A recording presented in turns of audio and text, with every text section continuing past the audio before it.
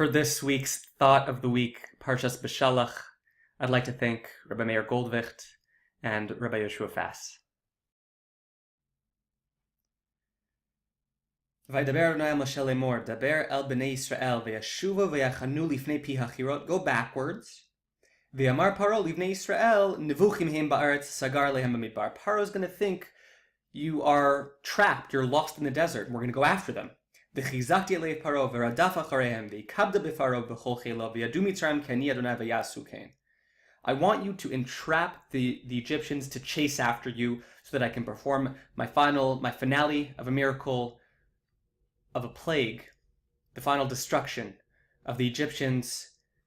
And the Jews acquiesced. They accepted the game plan. This is what the coach is calling, and the quarterback calls the play, being Moshe, and everybody else accepts. That's the play we're running. Am Yisrael followed along. However,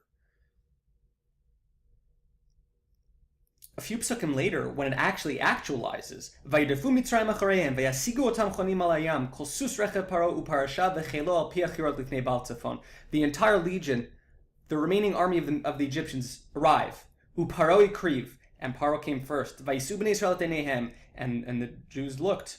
V'hinei Mitzrayim nosei achareim, and Mitzrayim is on their heels. Vayireu me'od, and they were very afraid. Vayitz'aku b'nei Yisrael el Hashem. Vayamru el Moshe hamibliim kvarim b'Mitzrayim. What there weren't enough graveyards in Egypt. L'kachtanu l'mu b'midbar. Mazot asita lanu l'hotzianu b'Mitzrayim. What are you doing? They're screaming out to God. They're screaming out to Moshe, saying, "What kind of play are you running? What are you trying to lead us to death?" Didn't 6 psukim ago, the Jews were told the plan. This is everything is going according to plan, and now they think that an audible is being called. What's going on? So the Or HaMakadosh explains, they were prepared for this scenario where the Egyptians were going to come right after them, but they weren't prepared for the following. The way a king usually leads his army to battle is the king is at the back. The general stays at the back. He surveys the entire field in front of him, and he has his foot soldiers, his pawns go ahead of him. But for this Paro, in order to get the Egyptians to even agree to go after the Jews, he said, "I'm going first." And Rashi alludes to this over in these psukim and Az Yashir. Paro went first.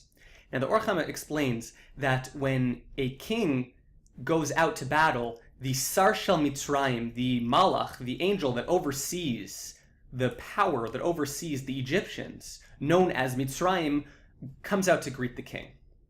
Now generally, if the pawns are ahead of the king, then the king stands back and surveys, and the angel is standing next to the king, greeting the king, respecting, honoring the king. But since Paro went first, and the Jews didn't understand this, didn't know this, didn't comprehend this, they also saw the Sar of Mitzrayim, the angel there, facing them. This they were not prepared for. The angel. And they thought, wow, if God is allowing the angel, all the angels, to come do battle with us, maybe he changed his mind. Maybe we really are being slaughtered now. And they cried out to God. This is exactly what the Or HaMakadosh says. This is exactly what God wanted. He wanted the Jews to cry out to him. He wanted the Jews to fear for their lives and turn to him in tshuva, which is what they did. The Jews were expecting one thing, but they were not ready for the Sar of Mitzrayim. They were expecting an evil to come after them, but not this one. Now, although it was a greater evil they were not prepared for, I think this is something that's true in general in our lives on a daily basis. When we are told to prepare for a possible negative situation, a bad situation that's going to befall us, it's much easier to handle. When we're given a heads up, someone's about to punch us, we flex instinctively. We prepare ourselves. Our body knows how to react to these things and even preempt them. But there are other things that we're not ready for that still take us by surprise, still throw us off kilter, still bring out the worst in us. I think the idea of tzipia, the idea of the preparation, the expectancy of these evils befalling us and the preparation for them, it's part of our coping mechanism to remain in control of the world, of our world, of the way things are. And God was trying to teach us a lesson, to reach out to him, because he's the only one who controls everything. To let go of our ego and our deceitful visions and self-aggrandization of actual power that we have, because we have none. God controls everything, not us. This is our tafkid in the world. This is our job. This is our mission. To have emuna shalema, complete faith and loyalty towards God. That's why the pasuk explains in the beginning of the parsha, how are we led by God? V'Adonai holech lifnehem yomam be'amud anan lanchotam haderech v'layla be'amud eish laha'ir lahem lalechet yomam v'layla. And God went before us in a cloud during the day to show us the way, and at night to light up the way to go. Lalechet yomam v'layla. We already know that we were going. Why does the pasuk go over this idea? Lalechet yomam v'layla. Again, be'amud anan lanchotam haderech. The cloud led us along the way, and then it would turn to fire. The pillar of fire at night would arise, and it would show us the way. That we went. Lalechet yomam v'layla, so that we can go during the day and during the night. We already know that we're going during the day and during the night. What is this concept of a lechet yomam v'layla? So explain the Ramban. The Ramban says this is, in Parshas Re'eh, Acharei Hashem Elokeichem telechu. We are told to go on the ways of God, which means to turn to him for advice. Achar atzato bilvad. We don't go to necromancers. We don't go to psychics. We trust in the Lord. That's it. He is the one who leads us. He is the one who is all-knowing, omniscient, all-powerful, all-good, and we trust in him. Very nice. How does that translate to our psukim here? God led us during the day and during the night with a pillar of cloud and fire, and we went. But we had no choice. Where else was there to go? To go back to Egypt and everything encircling us on the sides? The wild animals and the scorpions. When we reached that critical mass, that critical point of Yam Suf, where there was nowhere to go, we turned to God. And we're going in front of us. We have a cloud and a pillar of fire. This is going in according to God's plan. We're accepting that. We are displaying emunah. No, we're not. We're doing exactly, we're taking our last option. There's no other choice in the matter. How is this a kiyum of Acharei Hashem Elokeichem telechu? That's the question. So this idea of a cloud, it's more than just a physical, technical thing. It's a concept. It represents something. I'll explain to you what I mean. There are 3-4 times that we see this concept of the cloud. The first time, with Noach, with the flood. God's sign to us that he will no longer repeat the flood, he will not destroy the world with a flood, is a rainbow. A rainbow in the clouds. Hakeshet b'tocha anan v'haya ba'anani anan ala shemayim. Then you'll see my keshet. It's tied to the clouds. When you see my clouds and then you see the rainbow, you'll know that I made my promise and I'm keeping my promise not to destroy the world through a flood. The second time we see this concept of a cloud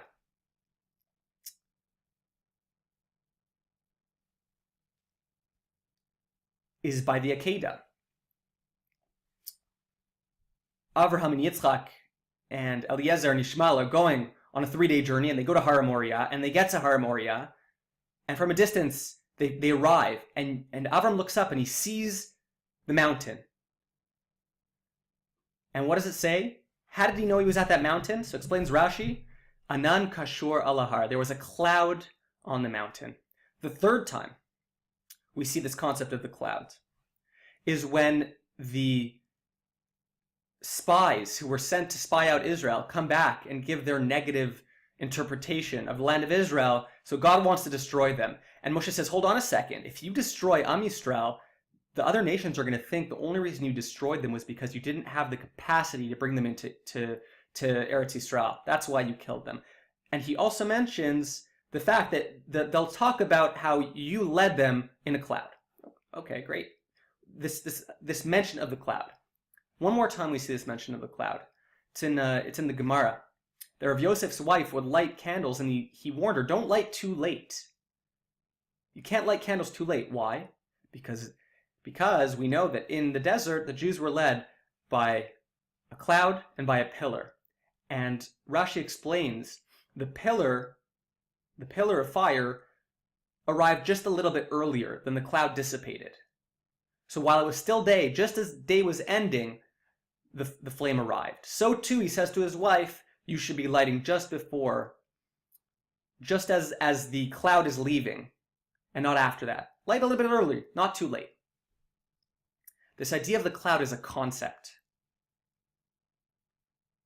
What concept? Abraham turns to Yitzchak during the Akedah and he says, what do you see? He says, I see a mountain and I see a cloud. This idea of the cloud is not just a technical thing. It's uncertainty.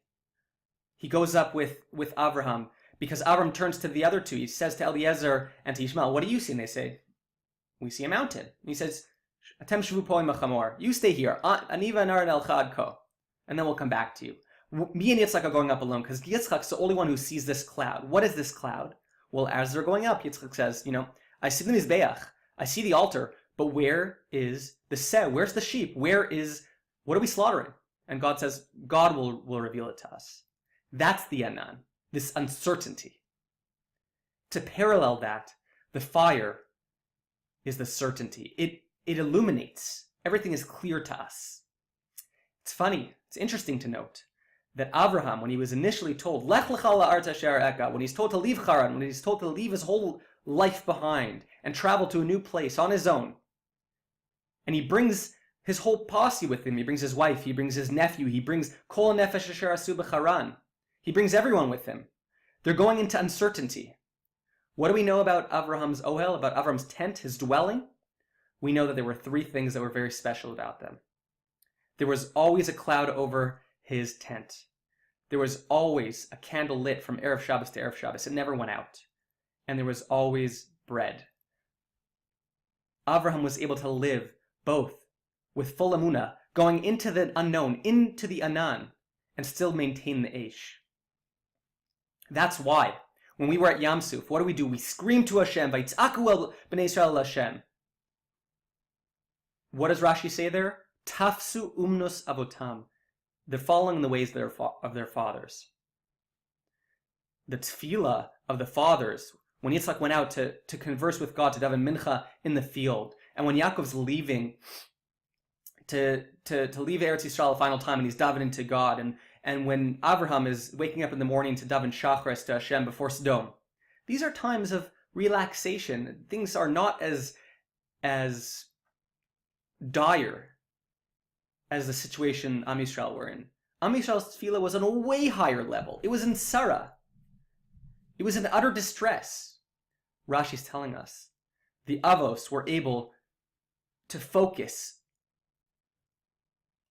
on their davening, on their munah, in times of clarity, just like in times of Am Yisrael's distress.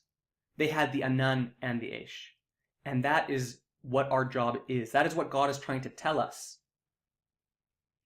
with the concept of the cloud and the pillar of fire following us. Later in the Parsha, when we're given the man, we call it man. It's called manhu because we don't know what it is. Manhu, what is it? Chazal tell us if you take those letters, manhu, mem nun, hey vav aleph, you flip them around, you get emuna. This whole Parsha is about emuna. There are 116 psukim, Kuf Yud Vav psukim in the Parsha. Chazal tell us at the end of every Parsha, there's always kind of a mnemonic device to tell us, what the Parsha is about. How many psukim there are. So they turn that into a gematria, and the gematria for this week's Parsha is Yad Emuna, our hand raised in Emuna. The hand is raised at Yam Suf when God tells Moshe, raise your hand and split the sea. And he raised his hand and he split the sea. Raise your hand and make the sea come together. And he raised his hand and he brought the sea together to crash down over the Mitzrayim. And at the end of the Parsha with Amalek, 7 times his hands are mentioned where he's got his hand in a sort of in a sort of an arm wrestle on the rock, and Hur and Aaron are helping him supporting his hands. Vayhi yadav emunah, yad al kesya. God's hand on the throne will be complete when he's able to do that. Yad emunah. This whole parsha is about emunah. This is what we were facing when we reached Yam Suf and we cried out to God. We weren't ready. We weren't ready to go in the Anan, but we reached that. That was what God was putting us through. That was the test. To answer the Ramban's question, how did we accomplish Acharei Hashem Elokeichem Telechu? Because we have a choice when we see clouds to not go, to stay stagnant, or to go back to Mitzrayim. Am Yisrael continued. They went into the cloud. And this was the struggle, the give and take. At times they failed, but they kept working and getting back up. That's Acharei Hashem Elokeichem Telechu. When we go into the Anan, then the Anan turns into a pillar of fire. Then we reach that level of the Avos. Then we get that clarity. There's one time when we raise our hands in Emunah.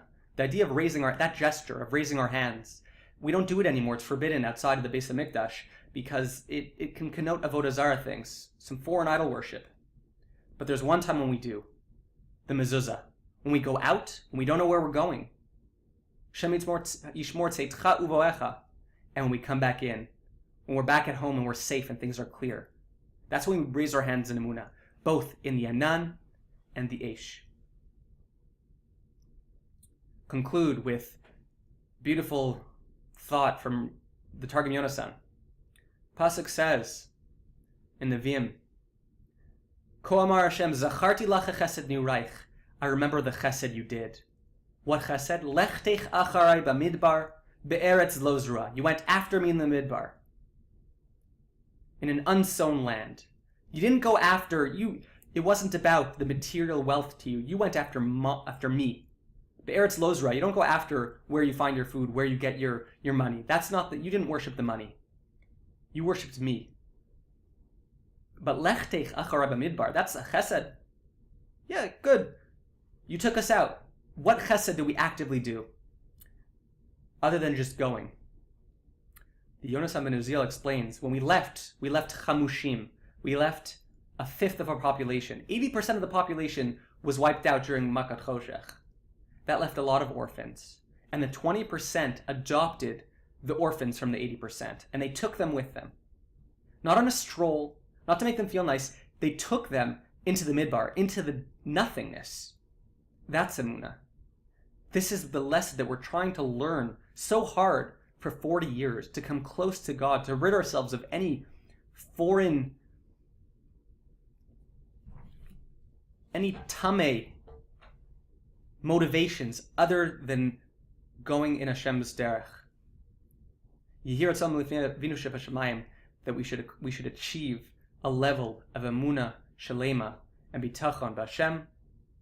We should be zocha with that to achieve and to reach our final geula. B'meher b'yameinu. Have a good Shabbos.